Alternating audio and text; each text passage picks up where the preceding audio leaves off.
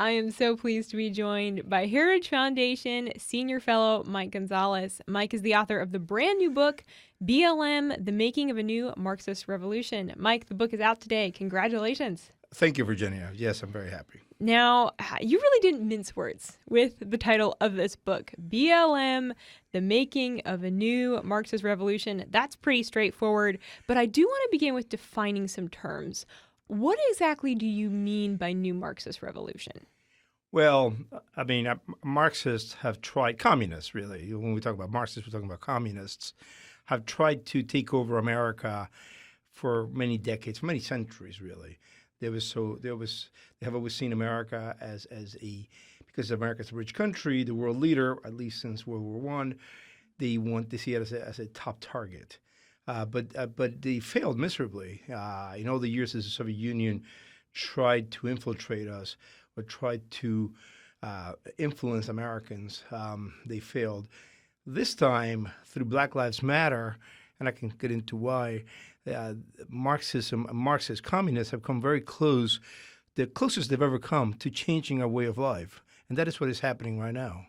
Well, I found it really fascinating that as you're going through the book, as you're explaining that very thing, kind of this change in culture, how the Black Lives Matter organization has an agenda, you actually started the book by talking about Frederick Douglass. That fascinated me.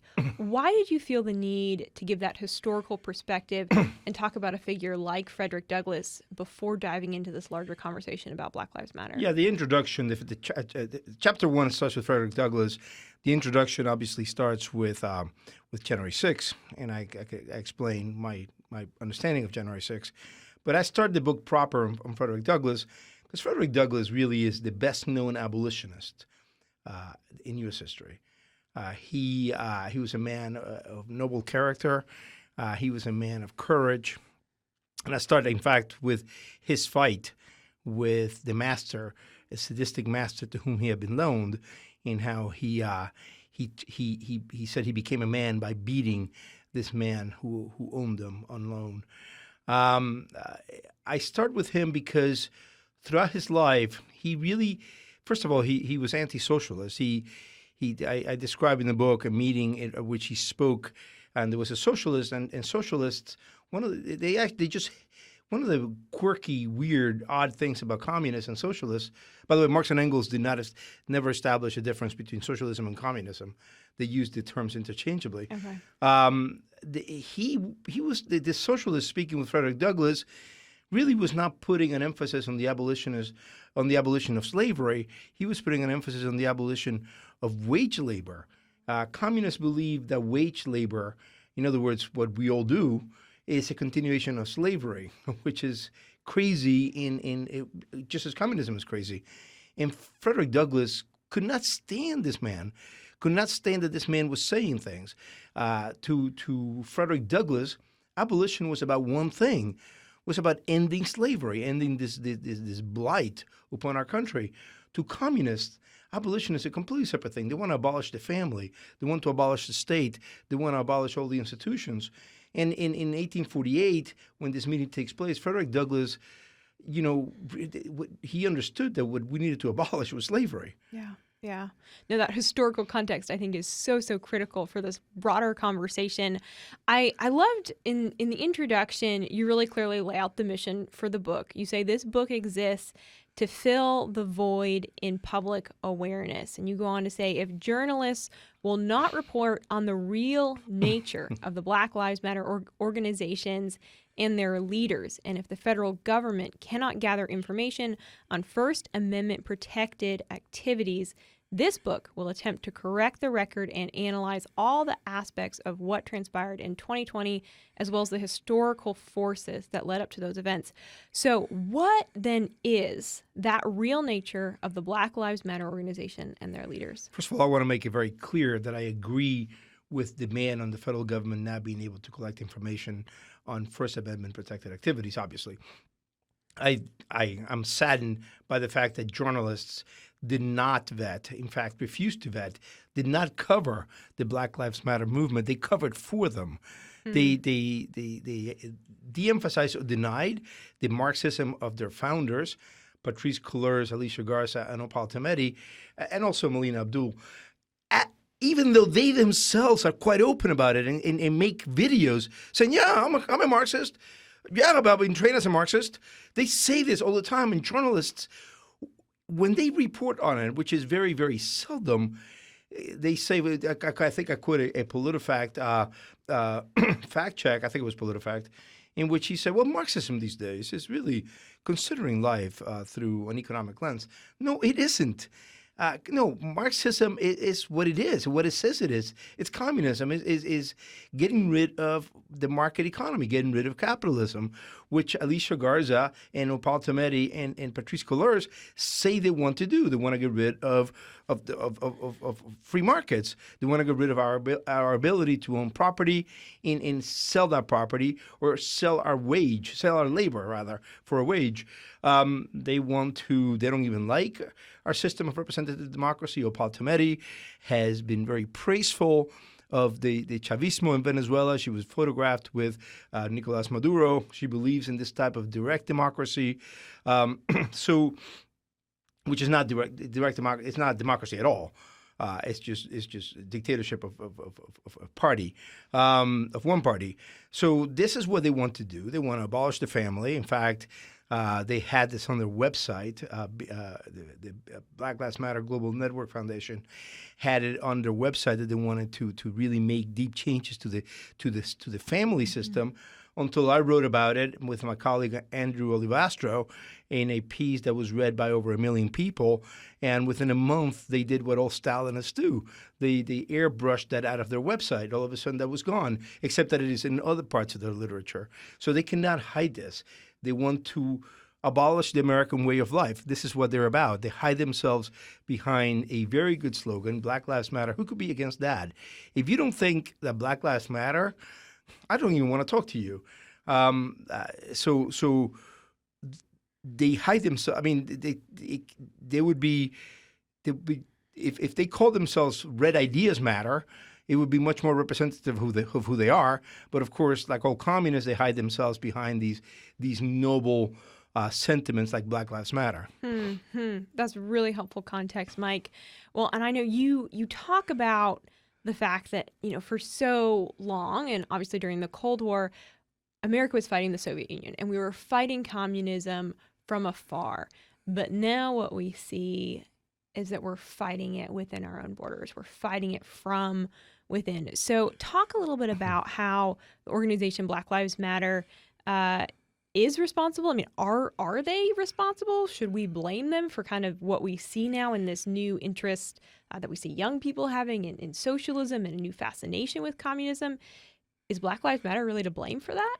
Yeah, let me put it together. Yeah. First of all, yeah, it is a really sad irony that as we celebrate this year the 30th anniversary of the dissolution of the Soviet Union, that we're seeing communist ideas gain such currency in our system. We spent all these resources, all this time and energy and lives fighting socialism, fighting communism, fighting what Reagan rightly called the evil empire, the Soviet Union, which was finally dissolved on Christmas Day 1991, but kind of on the significance of the date underlining the noble and moral character of our crusade against communism. It is because of what happened in 2020, the year of turmoil, the riots. There were 633 riots, by the way, at least, according to the U.S. Crisis Monitor run out of Princeton. And 95% of those riots in which we know the identity of the perpetrator was Black Lives Matter participants, members were included. Okay. It is because of this that critical race theory all of a sudden jumps the university walls and enters K through 12 in full force. All of a sudden, we're seeing, as a result of last year, our classrooms completely change. Teachers, it was happening before, but it really enters into full force. We see also critical race theory entering the military, the houses of worship. Corporate America has completely surrendered to this ideology. Sports, every aspect of our lives. It is because of this. It is because of what happened last year. The manipulation of the tragedy of George Floyd's death, which is a tragedy, the manipulation of this into making people believe the leaders of all our key institutions that we are systemically racist and that our criminal justice system is systemically racist.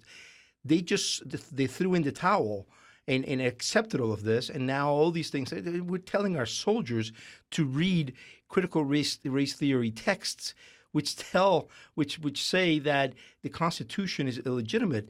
These are people who volunteered to defend the Constitution from enemies, domestic, foreign and domestic, and yet we're telling them to read Kendi and all these other writers, Ibram X. Kendi, who say the Constitution is an illegitimate document. This is happening because of the year of unrest that we had, the riots, the demonstrations, the upheaval that people want to forget now. Nobody wants to talk about it. But we cannot forget what we had after May 2020 for many, many, many months. And now I've written the book just to shine a light on this and say we cannot give in. And in fact, you've seen resistance from the American people. I cross the country, speak to groups across, from coast to coast, and I get hundreds of people. I'm not that electrifying a speaker. And people turn out because they demand information about critical race theory. They want to know what's going on. They want to have it explained to them. So the resistance is now coming from the grassroots. The American people are standing up and saying, no, I don't want these things taught to my children. I don't want to be trained and go through these re-education camps of my place of work. This is a form of workplace harassment. So they're fighting against what Verizon is trying to do, what American Express is trying to do. Even the Salvation Army has these training programs now. Well, and Mike, I really appreciate the research that you have done on critical race theory. You really are the expert at Heritage on that subject. Encourage all of our listeners, if you want to read Mike's pieces on this, you can check him out on the Heritage Foundation website. But Mike, you mentioned the riots last year that obviously it took the nation by storm, really changed so much in our country. And I was fascinated that in the book, you mention how Antifa in some ways became a distraction from Black Lives Matter. I was really, really interested in that point. Talk a little bit about that. Well, I say that in a way to castigate politicians. Politicians from all parties, from both parties, are not courageous as they should be. They don't want to talk about Black Lives Matter because Black Lives Matter. Yeah. Because of the slogan. So they're very shy to talk about these organizations, which are distinct from the concept. And Antifa, which is a much more white phenomenon, these are anarchists. They're violent anarchists, as I see it. They don't have a thought out academic discipline like critical race theory like Black Lives Matter has critical race theory behind it. They're all practitioners of critical race theory. Antifa doesn't have that. Antifa is anarchism and is just pure violence, almost for the sake of violence. Obviously, I think they have goals like overthrowing the state, but they don't have a well-thought-out program. Black Lives Matter has bills in Congress. Black Lives Matter has a curriculum that is being taught in many of our children's schools already. Black Lives Matter has a foreign policy. They came out and supported the communist government of Cuba. As the communist government was rounding up protesters, beating them up, and putting them into prison through kangaroo trials, BLM came out and supported them. BLM came out and came out against Israel as Israel was fighting the terrorist group Hamas earlier this year. So Black Lives Matter has a foreign policy. It has all these, and it has a gazillion dollars. They raised $10 million. They raised, I think, $100 million last year. So it has all these assets that Antifa does not have. And you mentioned the money. You have a whole chapter in the book specifically titled "Following the Money." What did you discover as you looked at the money coming in to and out of the Black Lives Matter organization? Well, there's all these corporations that have gone woke. There are many reasons being given why. Vivek Ramaswamy, a colleague of me, he does a lot of anti-CRT work, has another book out in which he talks about how actually this is really easy for the CEOs to go woke. It's costless to them. costless to them. But I think when we're seeing all these foundations raising money, but a lot of times, as I point out in the chapter devoted to this, these foundations have links, long-standing links to Marxist groups, such as the Sandinistas.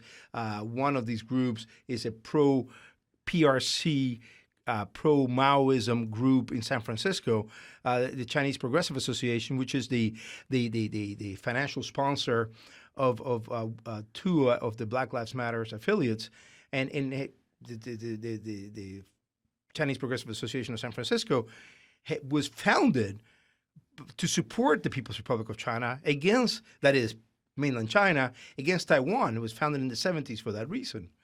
So in your writing of this book, in the research that you've done on the Black Lives Matter organization, on critical race theory, ultimately in your assessment, what's the end goal for Black Lives Matter? What are they aiming for? You say that they have public policy, they have bills in Congress. What's their end all be all? Their goal is what Alicia Garza said in 2015 in a moment of in 2019 when she was visiting a group of Maine leftists. And she said, what we want to do is dismantle the organizing principle of society. She said that, and that's what they want. They want to dismantle the way we're organized. They want to dismantle the American system. They say that we're systemically, structurally, institutionally racist because they want to pull out all the institutions. They want to change all the institutions, all the structures in the very system of America. That is their goal. And they hide behind this good slogan that Black lives do matter in order to pursue the complete overhaul of the United States. Look, we have problems that we need to solve, obviously, but we're still the fairest, most prosperous country in the world where real human flourishing can take place. That's the reason why people fall from airplanes out of the sky to come to this country.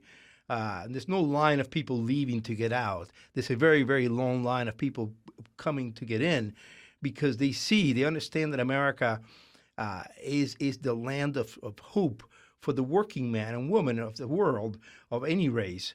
And these are people coming of all races. If we were a racist country, systemically racist country, we wouldn't have so many people of all races wanting to come in here and succeeding here. And thank God for that.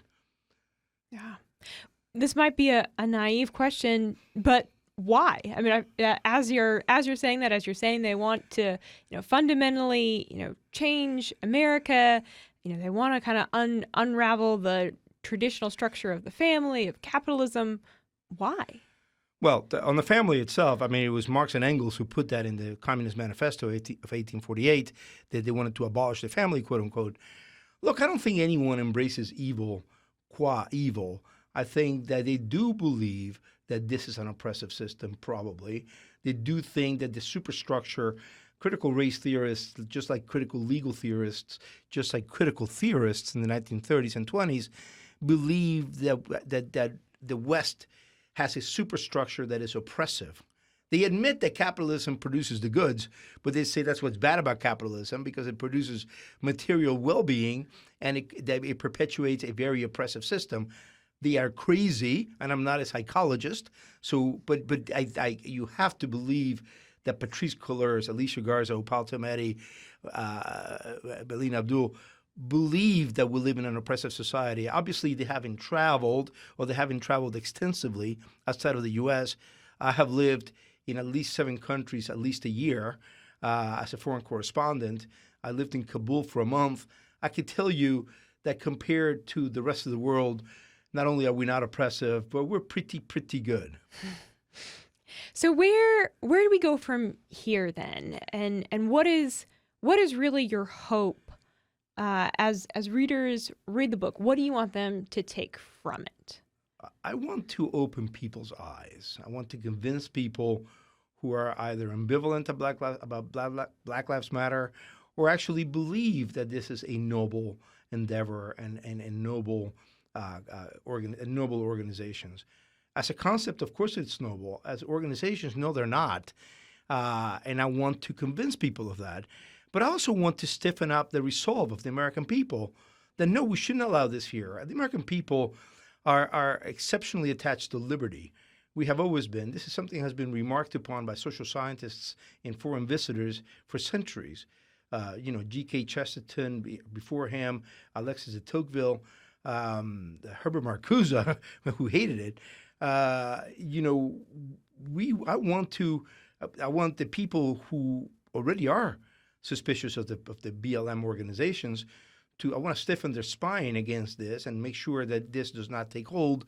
But I also want to reach out to people who do believe that these are good organizations, who have been misinformed, who have been manipulated into believing that we live in an oppressive system with systemic racism. So critical. Well, the book is BLM, The Making of a New Marxist Revolution. You can get it on Amazon. Yes, you can get it right. Yeah. Great. And Mike, final words, anything you'd like to add before we let you go? Yes, this is, as I said, America, I don't want to pretend that we do not have our faults. No system ever is going to be perfect on earth because it's dealing with flawed individuals, right? Man is flawed. But this is a good country. As I said, I travel the country. I go everywhere. Americans are a good people. We have a good system. Before we think about completely overhauling it, pulling out the foundations, we should really think hard. Is this really what we want to do? Critical. The Making of a New Marxist Revolution. Get it on Amazon. Mike, thank you so much for being here. Thank you, Virginia. Thanks so much for watching this video. Be sure to hit the subscribe button so you never miss new content from the Daily Signal.